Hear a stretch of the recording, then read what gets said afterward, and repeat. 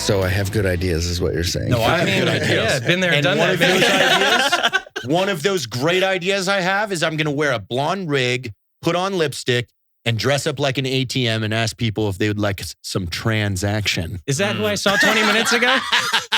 Is that who I saw 20 minutes ago? I'm pretty sure I saw you with a wig. Excuse me, and I'm like, you're looking really good right now. Transaction. Go ahead and call me ATM. Hello, ladies and gentlemen. Welcome to Free Range American. As usual, I have to regurgitate some bullshit David Reardon is making me say. He says that you have to like this video in order for anyone to see it. Apparently, YouTube has blocked this from everybody unless you like the video. There's a button somewhere. I don't know how YouTube works. Fuck Dave. Isn't it like a thumb or something? I don't know. Thumb. Like the video so Dave stops talking to me, please. Not, Or at least ask Dave a question. Hashtag Dave questions down there. I want you to ask him some sort of deep, family-rooted question, like what is the meaning of life? What can I do better in my life? I would love to see. Dave is going to answer every question that you comment below. Why do you still work with the company that has chastised you endlessly for years on end? Dave's response policy is 7 minutes or you get a full refund. He's available 24/7. Let me just go ahead and give you his phone number. Hang on. A direct text right to Dave. And you'll be blowing that one up. Welcome to this special show. This is a first of its kind. What is it? What are we doing? We got a ginger and an amputee. Cool. Physical wounds, buddy. We call it the ginger tea. Yeah. That is, he might not have, the physical wounds, but I'm pretty sure that he's scarred for life for being a ginger. Born with a horrible genetic birth defect known as gingivitis. Yeah, you have to live with that, and then you have to reflect that on other people. And I have to look at it. That's you the have to worst look at part. it. It is one leg and half a soul. Yeah. We are here. We make a team of 3 legs, though. I can't complain. Three-legged race. We've got it all lost. The sack race would be, yeah. There's no arguing in that team. What do you got to say at that? Yeah, it's like, especially if we just tape you to him. It's great. I mean, doesn't have a leg to stand pretty on. well in those like little potato run races, dude. I mean, just strap me up to him. I'm ready to go. Party. Wow. Christian and Dave, welcome to the show. Thanks for having us. Thank you. Dave Reid. Christian, what's your last name? Meyers. Meyers. I never knew that. Not once. I don't know why. I think it's just because you're saved in my phone as Christian Medic. Christian Medic. I generally save people for what they're important for. AJ is, AJ jumps a lot. Okay. You might have an issue, though. You might have an issue with me because you're like Dave one leg, and I feel like every amputee out there. So 30 it's of like, those. No. You're Dave Huge Dong.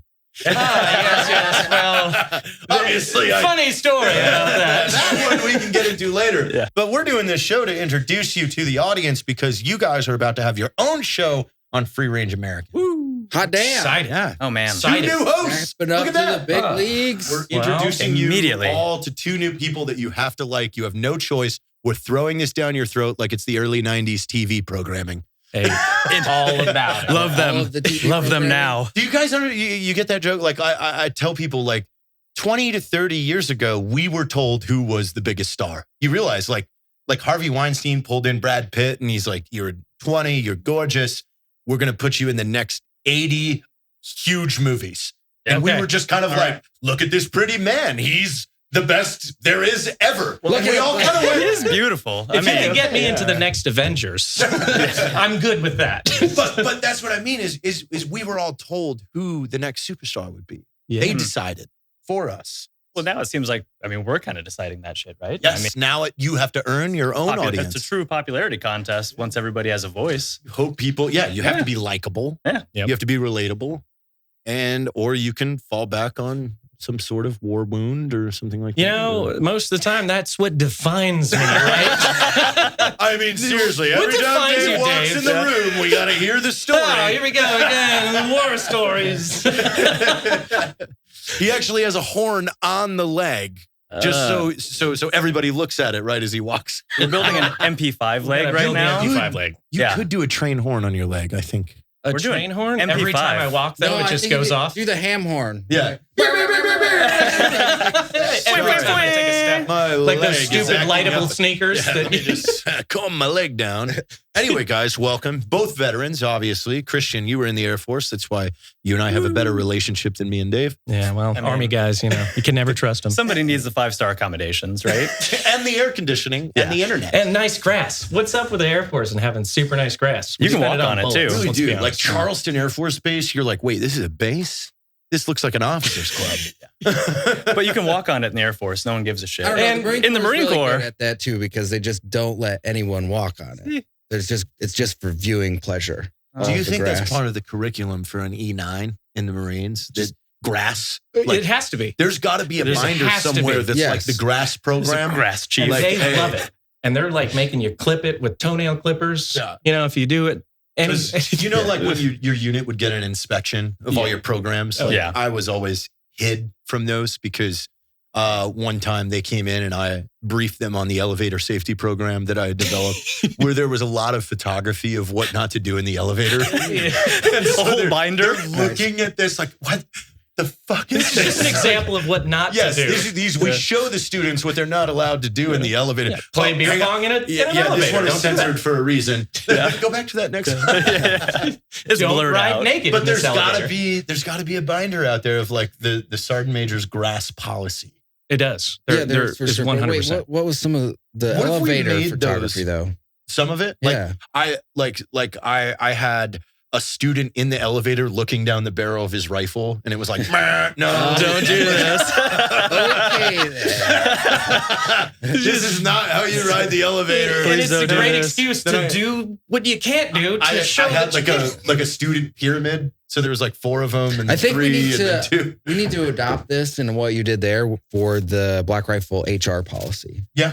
Or what if we authored the grass policy and sold the binder Oh. so soldiers and Marines could buy it and hide it in their E9s like bookshelf? Yeah, there So you it's go. like, so you could come to that joke later on, like, Slide hey, it let's in go ahead and there. take a look at the grass policy here. Yeah, It just shows- all of the yeah, dumb it shit in shows the like- military it's that you right do. It here. shows Sergeant Major's just like beating the pulp out of people on the grass. Yeah. It's like when it's allowed, when it's not. But you have to play both characters in those photos too. 100%. Yeah. I'll be both. Yeah, you have to play I'll both be characters, just beating the shit out of yourself. No. No. Harder, Exactly. please. Hey, the grass handbook. It's a thing. It's coming out. Yeah. Grass policy. Sergeant Major's policy. grass policy. Buy Black Rifle coffee. Yeah. This is a product. Yeah, look out, Jack Carr. We're coming for you. Sergeant Major Grass policy. Yeah, you can buy it on Amazon. The Sergeant Major's grass policy. Everything ends Let with me just Jack. hook you up with like an honorary sergeant major real quick. I'm sure we can make a call and just make you an honorary one. And then Yeah, it's can you call the it's Army? legitimate. You're in the Army. Can you see if I can get an call honorary? Mr. Army himself. Yeah. Can you call Mr. Army and see if I can be an honorary Who do sergeant I have to major? talk to for this? Listen, get Dick Army on the phone. Big Dick Army.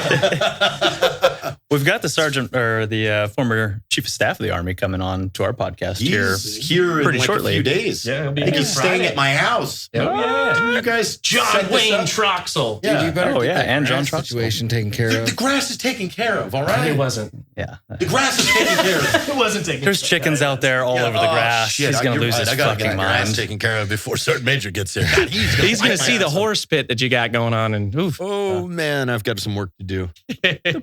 So we got an Air Force guy and an Army guy. Yeah, Two very different walks of life. definitely. Mr. But Reid. we went to high school together. Oh, that's how you know. That's each how other. we I didn't originally even know Really? this. in Long time. California. Yeah. Yeah. I had Central always thought California. dogs laid Sorry. eggs. He had the longest I learned hair. something This today. guy had hair down to here. He wore like Hurley everything, gauges in his ear. He's still got gauges. He Now wore I those do in the again. Air Force. Yeah. He got a memorandum. Yeah, I got a got a waiver for that, gauges. yeah. Yeah, it's medical use. Yeah. They're medical yes. gauges. It's for the transgender. No, you can hold EpiPens in them. Yeah. It's an EpiPen storage. That's where I hold my steroids. Just Yeah. right through there. Yeah.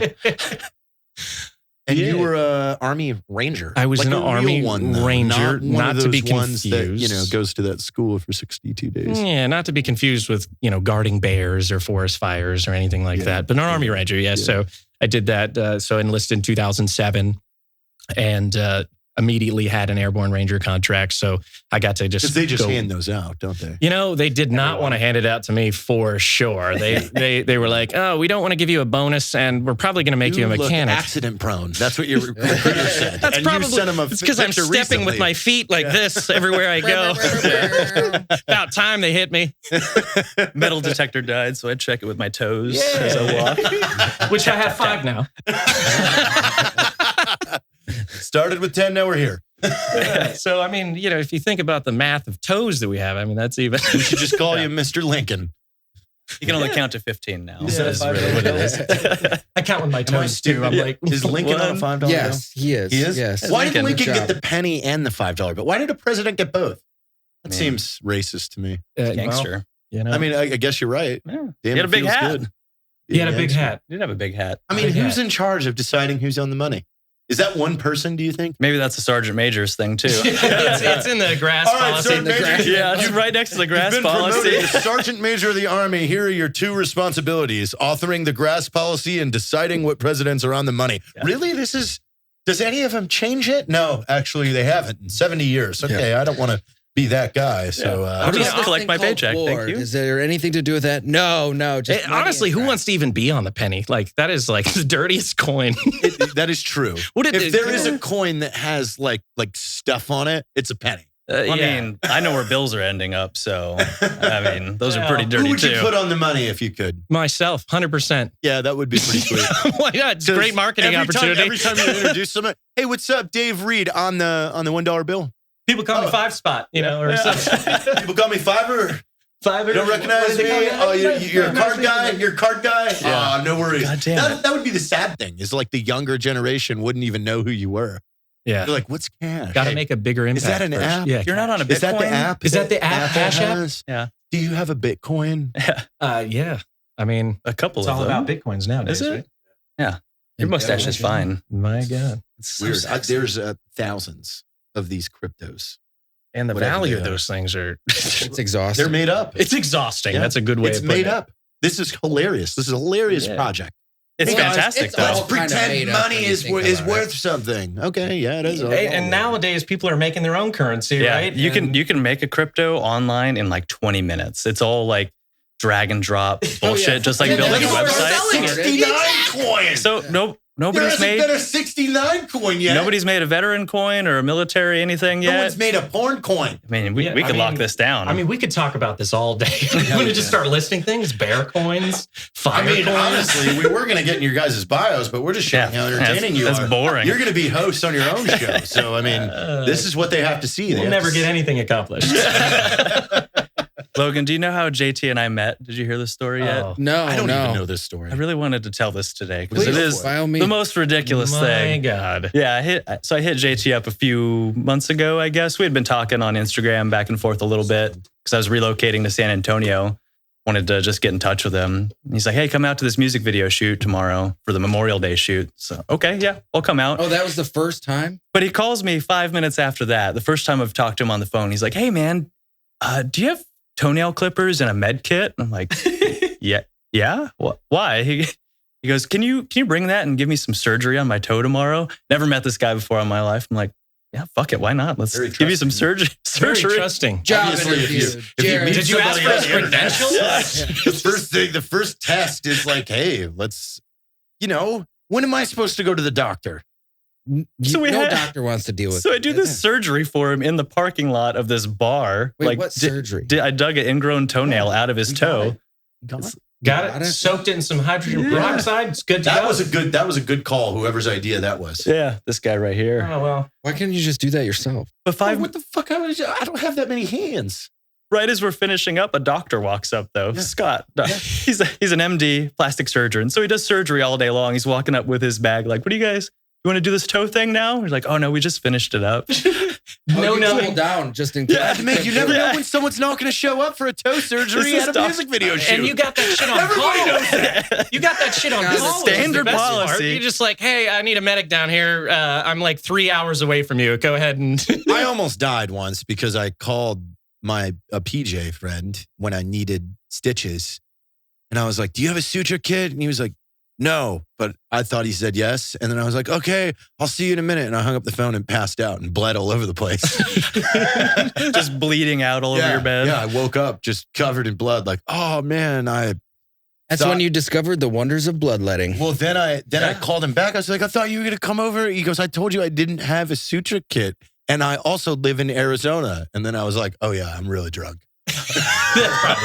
You're bleeding out more rapidly as all the blood alcohol. Yeah, that was a bad time. I would have just slapped a Band-Aid on you and said, move on. Yeah. But Christian, you worked at a PJ squadron, or is it called the Rescue Squadron? Rescue Squadron. Rescue Squadron. I was a special missions aviator. An aviation's nurse?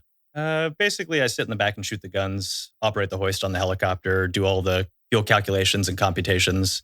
So we act as a crew with pararescue teams. You might have heard of Pedro or Jolly, the H-60s. Were you an aerial gunner? I was previously, yeah. Oh, and then you transferred to 4N or? To Special Missions Aviation, yeah. Okay. Yeah, so I didn't do medicine in the Air Force. Well, I just took a look at your toe. Someone who doesn't know medicine. I know, you didn't see the credentials, brother. Yeah. I just saw Jolly feet and was like, there's green feet. Fuck it, he probably knows what he's doing. He must know something. He had the tools for it that I didn't have. I was using a screwdriver and a 9-volt, and it was just hurting my esophagus. Next time, I was supposed to eat him. Next time Christian comes up with a freaking minigun and he's like, I'll take care of your toe, brother. Yeah, I got it. Yeah. Take that thing right off. I had a TAC-P buddy of mine that was in the aerial gunner pipeline, and he got kicked out for zipping a cow. 2 TAC-Ps have killed a cow before and got in trouble for it. I mean, I will neither confirm nor deny I've killed any animals while on board a helicopter. You know the ranges out there in New Mexico? Very familiar, yeah. Socorro and Red Rio. Which is probably not a good idea. No, he was yelled at for that. They just disappear. Yeah. He's so I hear. Duty. I got to keep that quiet. Oh, yeah. So I hear. He's fooled OSI, which isn't hard. I mean, I know him. I know who you're talking about. Point at the barracks. Go, there's something going on over there. And OSI goes, I'm on it. We're arresting all of them. Yeah. Are you guys in the know on the gray berets?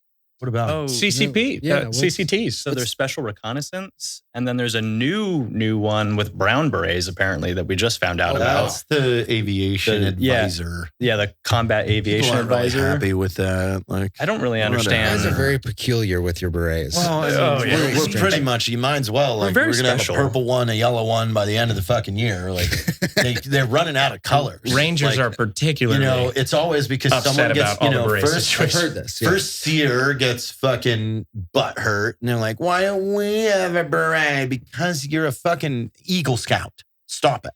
Yeah. Glorified. Do you want to be a Girl Scout? Yeah. Professional camper. You have to look at the stupid shit the Air Force does, because yes, they gave SERE specialists a scroll. The one thing in the United States military that utilized the scroll, and the Air Force is like, oh, we'll give it to our SERE specialists. Like, come on. They're extreme campers. I mean, it is an extreme form of camping. It is a type of ranger, right? It's a park ranger. Extreme. It's like if a park ranger went through like a 3-day selection. Yeah. And you have to turn yourself in at the end too. Like if you've eluded, do you have to turn yourself in? No. I'm gonna bunker down in this hole for the rest of the time in. Let's go ahead and just spend 5 minutes making fun of SERE, because I want to get all the hate. I'm sitting there with my razor, just shaving my beret in the corner, making sure that gets real. That's part of it. Like their first block of instruction is how to crochet their beret. I mean, so they have to make their beret underwater. Oh, wow. Yeah, while they're underwater, right? Yeah, probably while underwater. Yeah. You learn how to weave baskets first, I think. Yeah. Well, I mean, for shorter business, baskets is probably my least priority at that point. Yeah. You never use underwater baskets? No, definitely not. It sounds. You could like go clamming. SERE schools too. Like when you start peeling back the SERE onion, it's like, survival in urban dumpster setting. All right, that actually sounds kind of cool. SERE level 17. 60 pages of reading and a CBT. This one's just slapping. What? I know, yeah. They don't break your finger on this one. They just bitch slap. This is just slapping. I don't see any of the training value in this. Just watch. Just all day. It's like really weird kung fu. Like, All right, how do your abs feel? What do you mean? You just got to make sure you say the most awkward stuff while you're getting slapped, right? You'd be like, I'm totally into this. And they're like, do I continue? Please more, daddy. And they're like, oh God, we got to stop. My safe word is harder. I'm having my surgery. Candidate number 312 is really creeping me out. Yeah, the goal in SERE is to always get them to call academic situation because you're getting weird. Yeah. Like, I'm into this. Do you have any contraband on you? I'm hiding 3 AA's in my urethra. Yeah. Oh, yeah. Or God help you. Like, come get him, daddy. Double A's? When I was in Ranger school, Got it was double like A's in there? the sticks of gum in Ranger school. Like, you will get kicked out of Ranger school if you have 1 stick of gum more than you're auzed to have. Damn. You know, and I knew people too. Like, it's like, pack your shit and get going. You know, but it showcases the discipline that goes into it, right? If you want to be a leader in the military, you should absolutely, adhere to the guidelines, and that's kind of the consensus. All the really cool leaders I know in the military completely disregard the guidelines, make up their own, cheat as much as they can. You know, there's a lot of miscommunication with the military, setting expectations and excellence then not living in all up we to do, yourself. except if it's for budgeting or. Well, it's a double like standard on a lot of fronts. Yeah, on a lot of fronts. Excellence in most of what we do. Yes. Hey, you're supposed to be excellent, but up here, you don't look up here. You are a peasant. I feel like fake it till you make it is like a big thing in the military. It's like, I'm just going to pretend to be cool and just do it. Oh, I used to do that all the time. Execute, and hopefully it goes well. If you use the words, but Colonel Rodriguez told me it's okay. I mean, that got me out of 90% of everything that I was doing that I wasn't supposed to be doing. All you do is just put a fucking rank in front of somebody. No, Colonel. My left hand is a colonel. Yeah. Signs is one every time. Well, I had a relaxed grooming standards memo that was signed by me. Nobody ever looked at the signature block. It said Senior Airman Jared Taylor, head of Air Force grooming standards. Like, but people would be like, hey, why are you unshaven? I'm like, I'm on relaxed grooming standards. Let me see it. And I pull it out, and it's literally just the memo. I mean, the memos are not hard. Standards per this AFI, per this headquarters unit. That you just got off they go, fine. You just got that off of Google and just redid the writing a little bit? Made it all up. Fuck it. Just made it up. Yeah. It's like terrible. Like, I could have 12-inch hair down in my. I mean, I've done things like finances, like we can't file this voucher unless you have this. I'm like, well, what does that look like? And they show me, and mind if I take a picture of that? Yeah, all right. And then I would go make it and come back. Hey, I got that thing. Found They're it. like, and then they're surprised. Like, this would have taken him weeks to obtain. Where did you find this? Done in 20 minutes. You must know somebody. 20 minutes to get I do have a back. story. Too. Some fucking piece of shit that I worked for a while. In finance? No, he was a TAC piece, sadly. Fucking, I should say his name, but everybody will know who I was saying. Anyway, this is how much of a dirtbag he was. I was moved from Baghdad up to Mosul, where the Mosul unit was the 3rd ASOS out of Alaska, which is the Mosul TAC, or the Alaska TAC piece. So I fell under them. For an entire rotation, I was roommates with this guy that became an E9 in the career field. Call him Ski. And when we get back, they're my buddies that I was all deployed with. They're like, hey, did you get your combat patch orders? Like for the 172nd Stryker Brigade. And I'm like, no, where are they? They're like, oh, Ski's got them. Get them from Ski. And I was like, okay. So I email him from now Fort Bragg to 14th ASOS. Hey, I heard we got orders for the combat patch and we got a Valorous unit citation. Could I get those? Yeah. And he emails me back, how can you prove that you served underneath this unit? Like, the person who was roommates with him for 4 fucking months. Listen, asshole. How can so the 06 that was in charge of all the TAC-Ps in Iraq was the group commander that was at my base at Fort Bragg. And I had a very good relationship with him because I worked in the Joint Operations Center with him for 4 months before he personally said, you're going to the 3rd ASOS in Mosul, because I was begging, like, don't let me show my face back on Bragg without almost getting shot. Or please God, I'm hyperventilating. Like, I can't go back to the 14th ASOS without being in combat. Validate me, please. Rodriguez. Please validate me. Colonel Shepro. Yeah, that was his name, Colonel Shepro. And he became a general, actually. And he was a general when this happened. Like once we got back, he made general. And I went over there and I was like, General Shepro, this is the email I got back from Ski. And he's like, what the fuck? Because he knew literally they didn't have another room, so I had to room with him while I was up there. So he writes this memo, and I think I still have it. It's like it's the most passive aggressive memo. That's like Master Sergeant or Senior Master Sergeant Ski. Per my order, Airman Taylor was reported up to the 3rd ASOS on this date and remained in country with you as your roommate for 4 months. Nice. You fucking idiot. Send him the order. He said in the final line, it was like, does this suffice proof for you to send him the order? And literally, I got no response, just the orders for the combat patch of the thing. Tail between my legs. Fuck you, dude. He's listening. You piece of shit. There it is. Fuck him. He's garbage. Everybody hated him. You're gonna have for another a reason. suicide call here in a minute. He'd talk like, hey, Super Troop.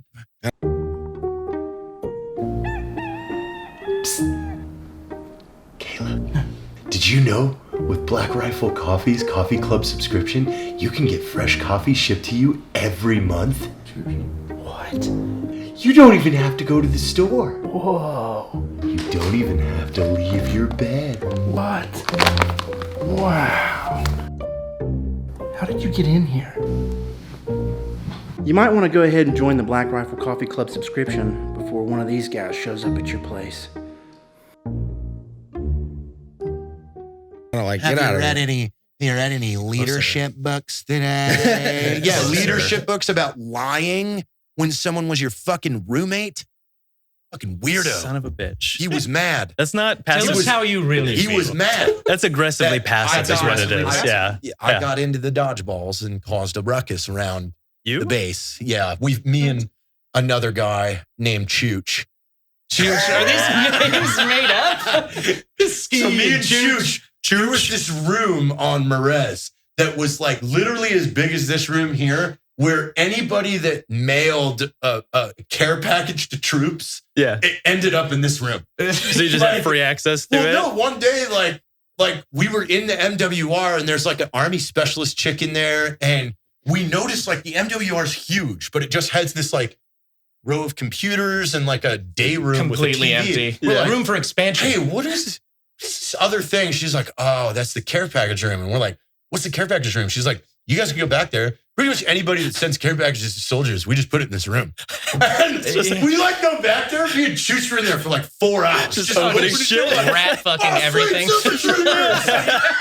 There's like DVDs $5 and DVDs. beanies and There's panties. Yeah. Like, that's a we win found right a whole there. box full of women's underwear. A note that was just like, enjoy. Dude, that is awesome.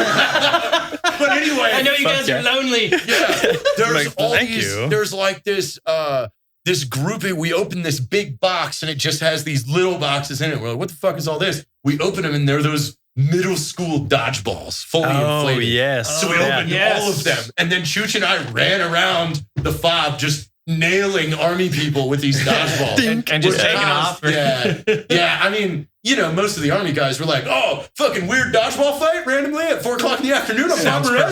Yeah, like, so a lot of people got it, but the E7s and above that we hit their heads and stuff like that. Fun police. There was fun. So police, we got that's the Army for you, by the way. So I think that's hey, you guys. We would routinely bring the 3-person slingshots. You guys caused a mess with them dodgeball. Closer. Damn it, dodgeball. Closer. Yeah. And did you read any leadership books about What's the Ben Stiller movie where he's like, slapping the legs and the hisses? Dodgeball? Yeah. Dodgeball. Yeah, that's the one. Yeah. It's about dodgeball. Dodgeball. It's the song about lollipops again. How does that go? Oh man, yeah. So you played dodgeball overseas and pretty much probably pissed off those Army guys pretty this quick. guy Kingsbury, that was another buddy. He was a TAC P, but he was zoned in on Grand Theft Auto San Andreas.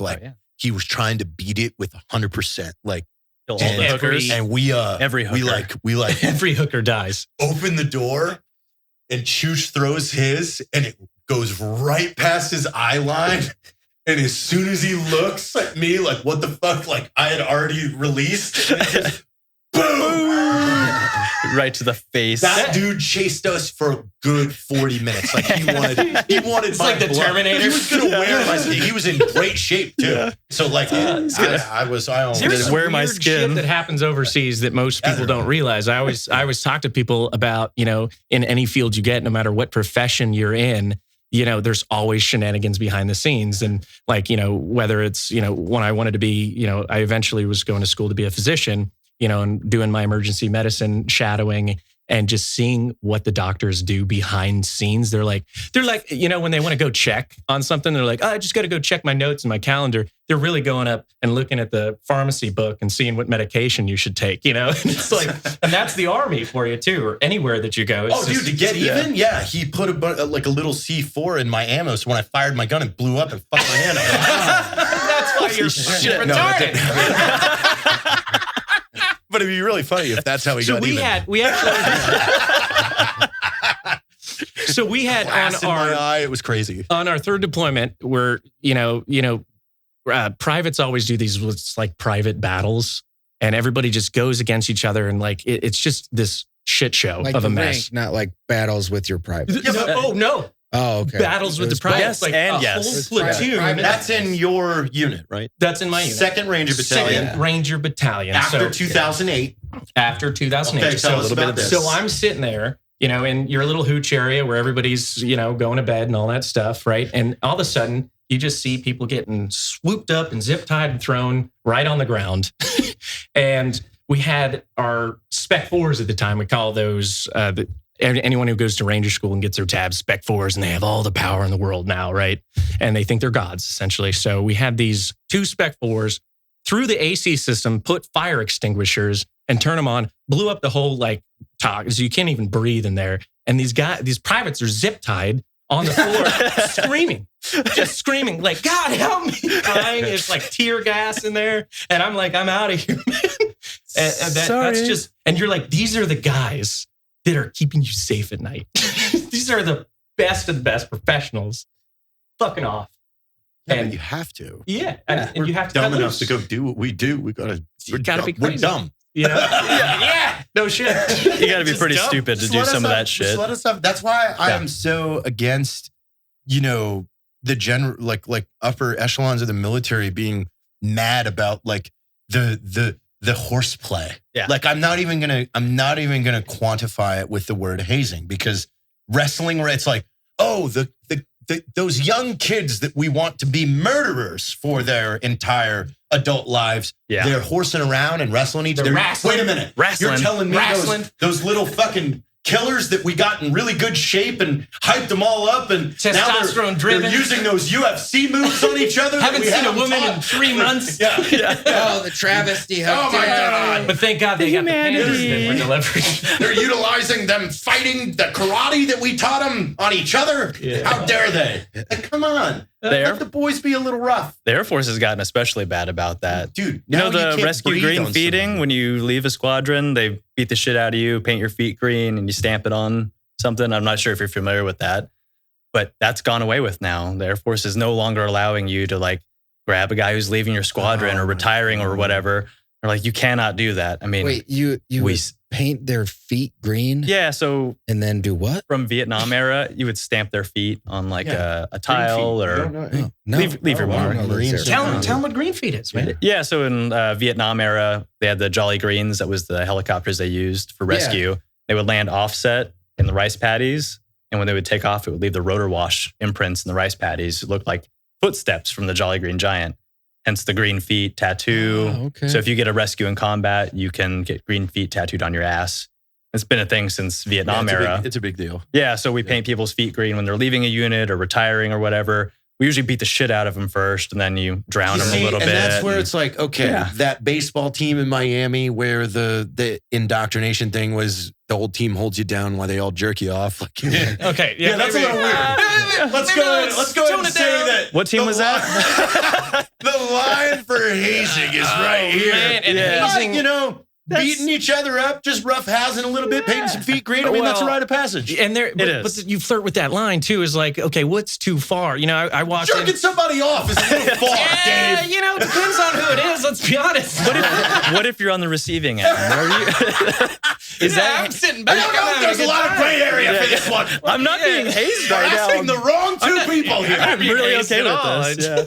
I'm really okay with my this. leg on or off.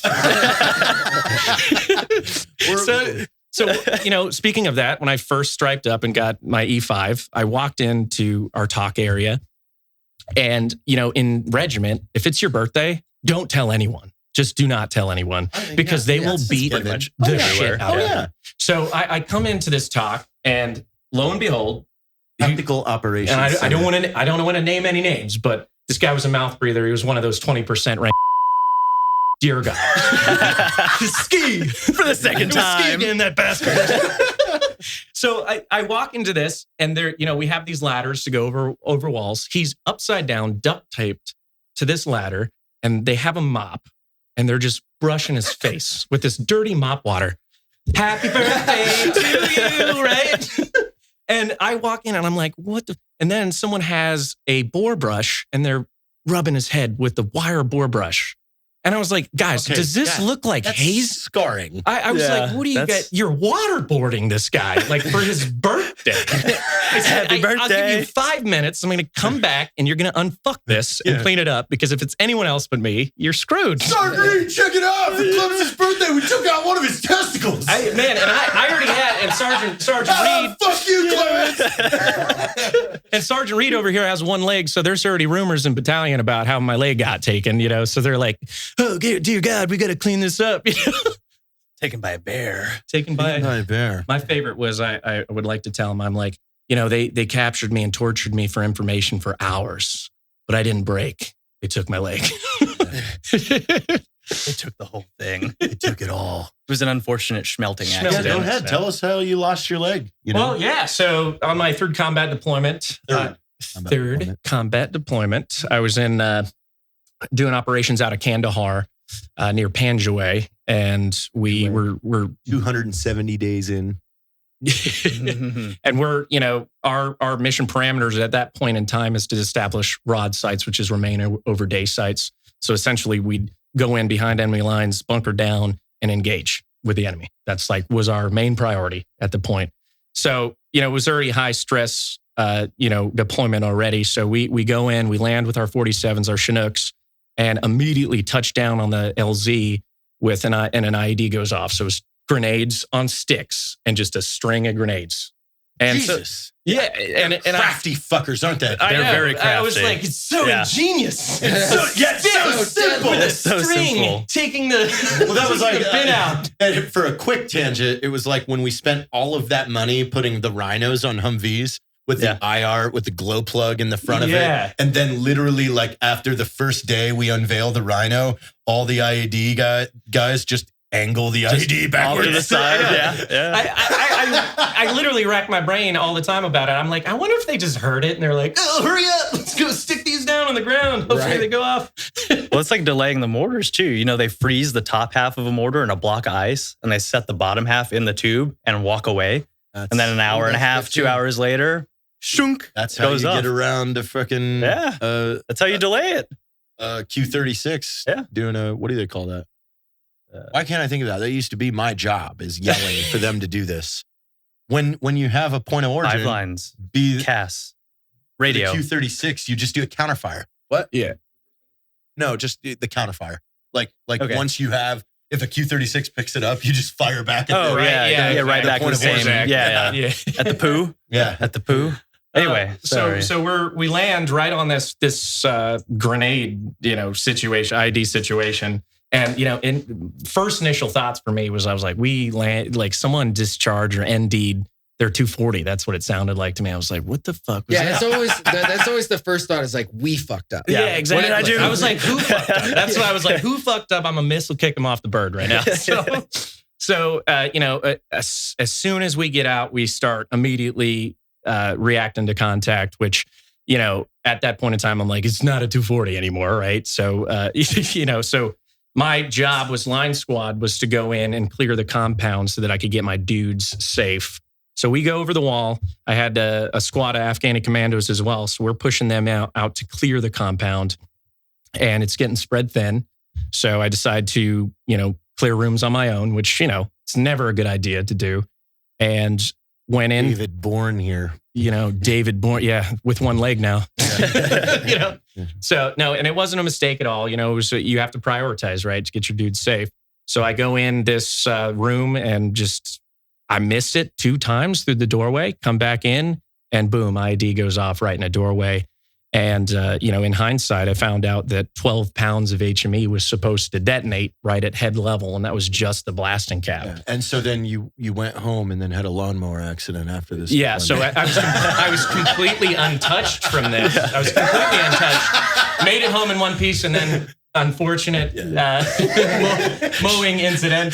Smelting incident. So that blasting cap fucking took you. Yeah, it ended up taking my leg, breaking my back, shrapnel all over my right leg was hanging off too. So I reattached that one. Yeah, so I have a big part of my calf that looks like I work out really hard, and I'm like, that's definition, baby, but it's actually missing calf. Oh, wow, nice. I know. Works out for the horseshoe, baby. But no, so, I'm sitting there at night.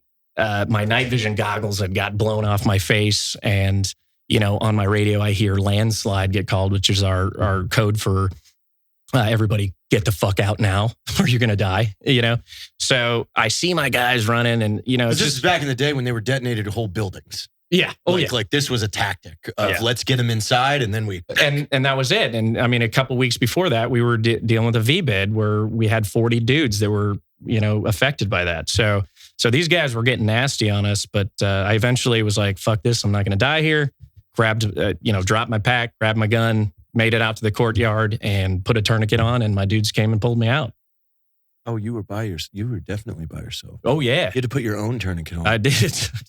I bet that time in between when that deck cord went off and the blasting cap and when you had to move out and wait for somebody to come and help you seemed like a fucking lifetime. That was an eternity for me. And two, it was like on top of just feeling alone, scared, and, feeling like if I moved at all, I would detonate something else. That was the worst part. Yeah. So yeah. Technically, you applied your own tourniquet to your own leg that you subsequently lost. Yeah, well, I don't think there's very many people out there. No, probably not. I could tell this. I mean, between you and Leonardo DiCaprio when he gets attacked by the bear, you're on that level. I don't like to toot my own horn, but lead the way. But I have one very, very important question about this whole incident. Yeah. Oh, I still have my penis. No. It's the first thing you check for. Were the nods okay? And did you turn them back in? No, they were gone. They were trashed. They're still not punishing you guys? Unrecovered. Yeah, I didn't have it tied down at the time. It blew off, hit me back in the head.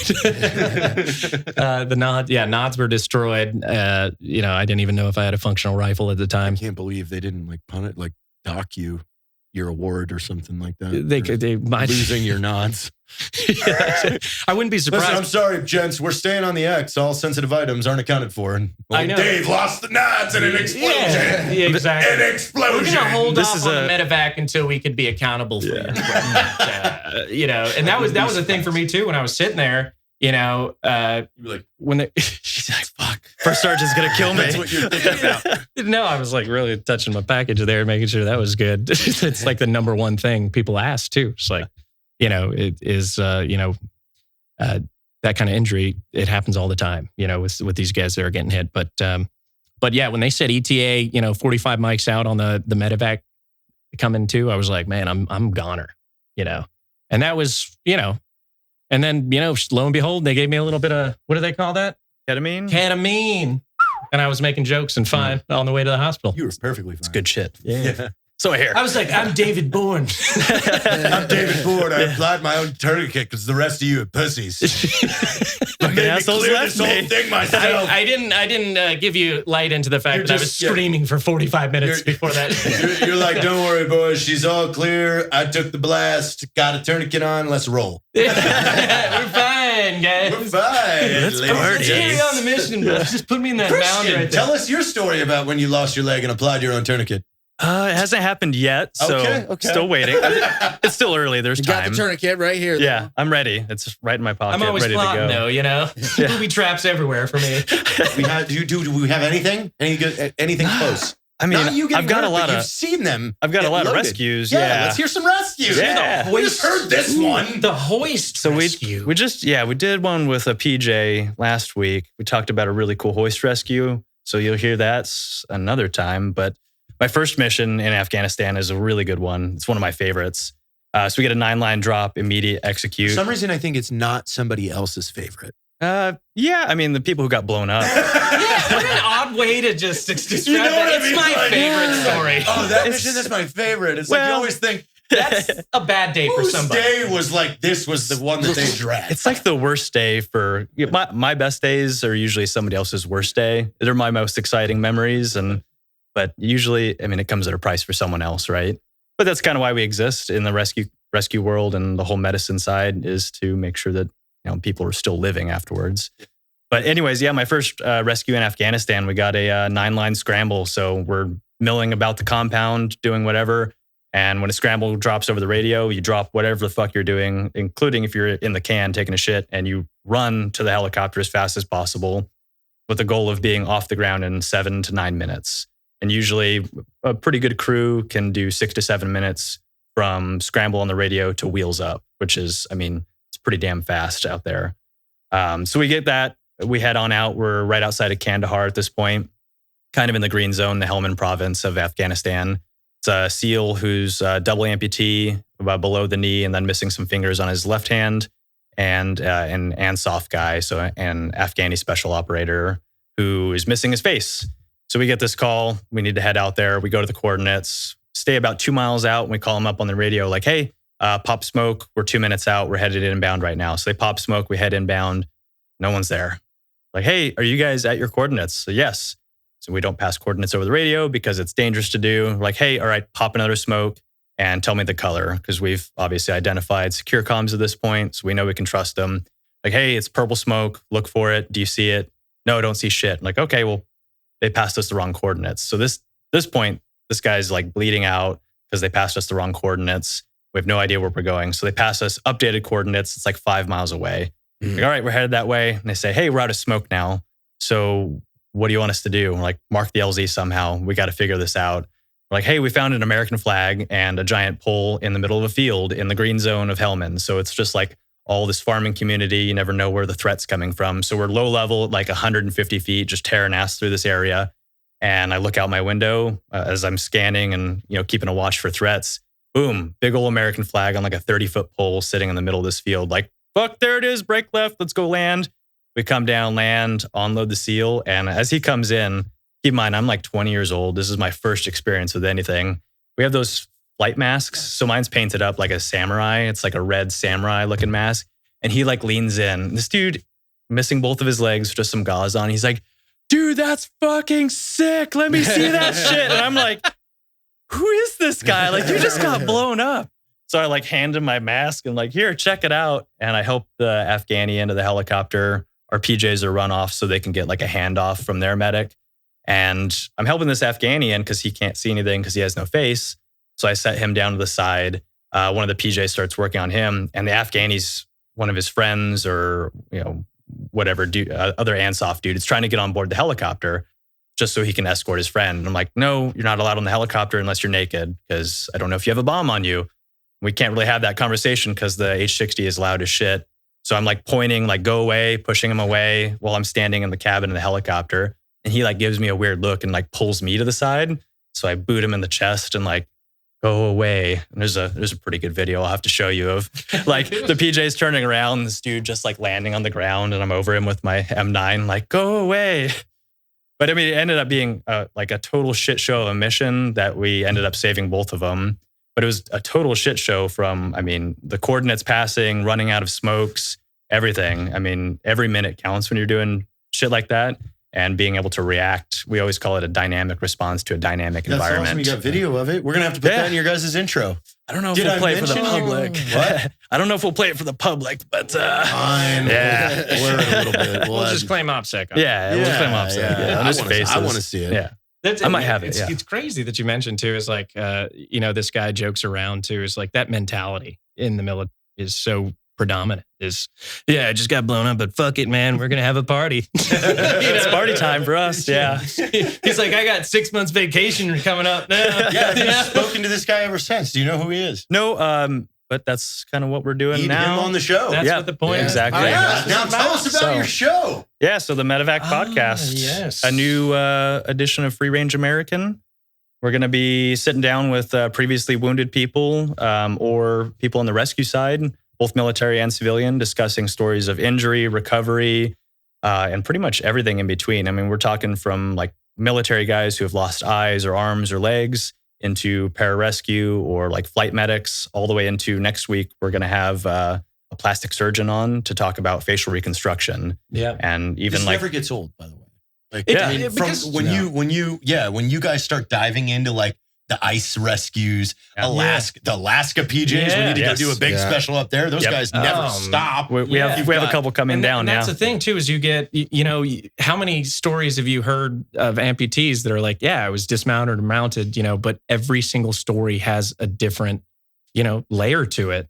And that's what it is. When we put our heads together a couple months ago, I being the injured guy and him being the rescuee or, rescuer was, how do we showcase all aspects of the story? Because, what about the medic or the surgeon who goes in and takes 4 limbs from somebody? And what is the post-traumatic stress that he's dealing with?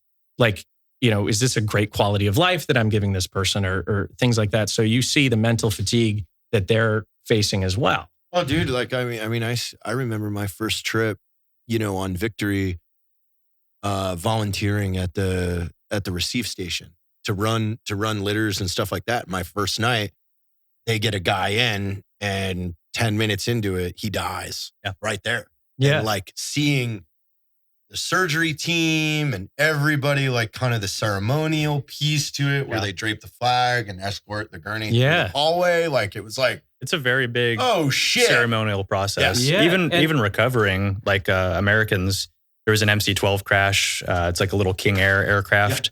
The surveillance out in Afghanistan. We had to do recovery for 4 Americans who had died in that crash. 4 or 5 years ago, right? It was 2013. Okay. Yeah. So we went out and did the recovery on that. And you got to scrape their bodies up and put them in a body bag. Those Dizzos and Sizzos and stuff that were all at Hurlburt. They're like, their whole conics and area of operation was literally right next to the tech. Yeah. So we, every time you do that, we have flags ready. We drape them in the helicopter. It's always draped with the flag. We drop them off directly to their unit. So they have their guys receiving them. It's a very, very involved process just to make sure that we show them like the utmost respect that they deserve. Recovery? Yep. Dude, it was shut that shit off. Like parts and stuff or just like. Yeah. I mean, compartmentalizing. And again, I was really young when I went on my first deployment and it was fucking crazy. We did over 125 missions. I picked up 39 people in one day. Jesus. There was a full complex fob attack. Missions, what is that? 3 air medals? I've got like 9 now. Something like that. Every 20? I think every 20. Yeah, that's a lot. I've got a couple. Yeah. But yeah, I mean, it's hard to compartmentalize, and it's something that it took me personally a long time to figure out that I was even having like stressors associated with it. That these things that I saw all the time were actually happening, and I associate it to not taking time to decompress and fully process what you're seeing when it's happening. Because in those environments, like I see guys like Dave who've just been blown up and we take them off the helicopter and 10 minutes later, now I got to go pick up 2 kids that are bleeding out right now and they might die. So it's constant. You keep just piling it on. And it was like, I was explaining this to somebody, when I was deployed in 2007 with the White Falcons, and this guy Ford got shot and killed. And like they bring him in. He was still alive as they brought him in. He died in the aid station in the bottom of our cop. But it was like that evening we held the memorial ceremony amongst the guys, and then it was like back on a mission, back to it. And that's the point of this too. Is you'd be surprised the lack of knowledge that the injured personnel have on the rescue that they were on. It's like they're like lights out once you hit the bird. They keep you conscious, but they give you so much drugs. But like, what is that process? And so these guys don't know their story to a certain point, and that's what we're doing is trying to piece it together. And you guys reuniting them with people that were on the rescue, I think that's going to be an that's amazing super cool. thing. So we're having special episodes where we're sitting down. So, in some instances, we've talked to a few people. They haven't even reconnected yet. So we're reconnecting them from one person who was on the mission, got rescued, with someone who rescued them. And we're going to sit them down, talk to each other so they can talk about the entire story all the way through. Some of the guys know each other, so it's cool to see what kind of bonds they have and what they share. Yeah. I think you just call this the "You Don't Have It That Bad" series, right? You know, and I Stop hear that complaining all the time series. too. Is like, you don't have it that bad, or it could be worse, is my like thing. Sure, and the thing is like everybody's situation is unique. You know, everybody faces their own battles and faces their own adversities. And what you do when you say it could be worse or something like that is you devalue yourself. So the point of this is to be like, let's just talk about it, make it lighthearted, and tell a good story to everybody to not only educate the rescuee and rescuer, but the civilians who have questions. Like, you know, I want people to ask the hard questions, like, you know, what do you do with your leg when you shower, or stuff like that. Do you take it off during sex? Yeah, do I take it off during sex? I've heard that one just before. get a really bad smell when you said that? You know, that's the thing too, is if they don't clean their prosthetics. We were literally just talking to stinky. Jay about this because he's got like a whole like mold that he has to get into whenever. I'm like, so when you like go to take a piss, like, do you have to do anything? Do you have to like take that thing? I was like, no, but man, if I got to take a shit, man, I got to have prep time because this whole thing's got to come off. And doing that dance is not a fun thing to do. Yeah, and questions like that, I mean, are a prime example That's of the exactly things what we're trying to do. We're trying to make it more real because people have questions. Well, I think it's an interesting point too, because you look at like all of the guys that we know who have been wounded in a serious capacity physically, like they all have such awesome perspectives on life. They all have this zeal where they're just like stoked to still be here. Yeah. And then you look at like our mundane problems of the first world now. It's like, man, we don't have it that bad at all. And hearing these guys' perspective is going to have intrinsic value. Yeah, I see what you mean. Everybody. Absolutely. Range. Yeah.